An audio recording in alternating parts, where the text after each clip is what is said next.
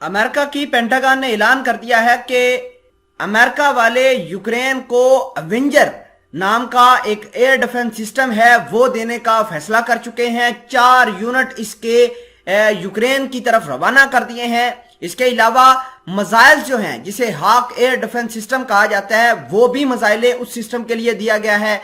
स्ट्रिंजर मिसाइलें दी गई हैं। अगर हम बात करें हिमरस आर्टिलरी सिस्टम की तो वो भी फराहम किया गया है।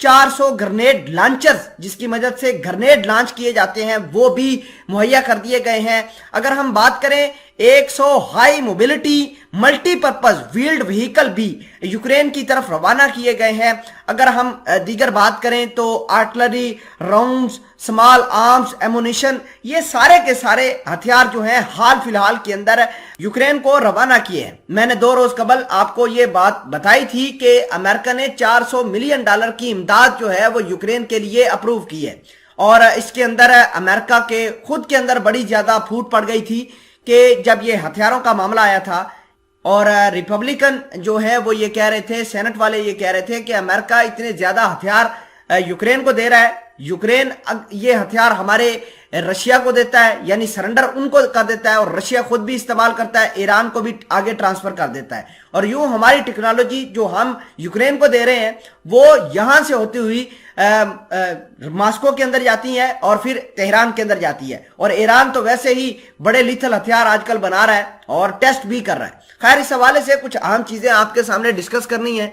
छोटी सी गुजारिश है कि आप हमारा यूट्यूब चैनल हसनात टीवी को सब्सक्राइब करके पास मौजूद घंटी के निशान को दबा लें ताकि लेटेस्ट न्यूज आप तक बर वक्त पहुंचती रहे। सबसे पहले हम बात करते हैं कि ये अवेंजर एयर डिफेंस सिस्टम है क्या। तो अमेरिका की जो वाशिंगटन डीसी है उसको प्रोटेक्ट करने के लिए अमेरिका इसी का इस्तेमाल करता रहा है और अवेंजर जो है ये शॉर्ट टू मीडियम रेंज की जो प्रोटेक्शन है, कोई भी मिसाइल आ रहा है उसको डिटेक्ट करता है। स्पेसिफिकली जो स्पेस के अंदर से सिस्टम एक्टिवेट होकर किसी टारगेट को निशाना बनाते हैं, बेसिकली ये सिस्टम उसको प्रोटेक्ट करने की कोशिश करता है।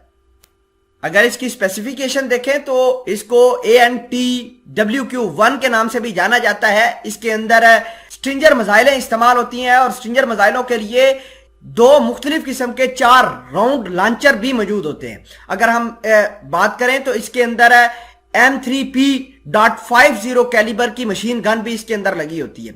इसके अलावा इसके अंदर इंफ्रारेड जो कैमरास होते हैं वो लगे होते हैं, ऑप्टिकल साइट और लेजर रीग्राइंड फाइंडर जो है वो लगे होते हैं, तो जिसकी वजह से इसकी कैपेसिटी और कैपेबिलिटी और ज्यादा बढ़ जाती है।